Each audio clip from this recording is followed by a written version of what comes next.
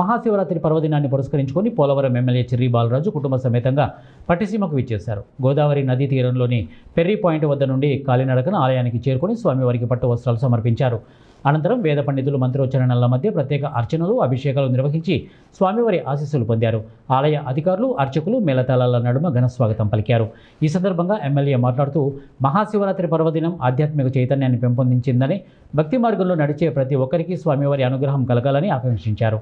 రాష్ట్ర ప్రజలందరికీ శాంతి సుభిక్షాలు కలగాలని ప్రత్యేక ప్రార్థనలు చేశారు. అనంతరం ఆలయ పరిసరాల్లో భక్తులకు కల్పిస్తున్నటువంటి సౌకర్యాలను సమగ్రంగా అడిగి తెలుసుకున్నారు.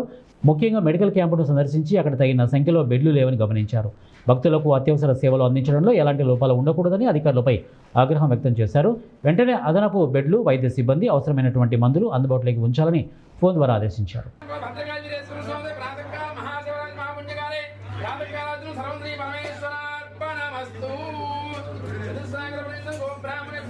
సర్వే జనా సుఖినో భవంతు.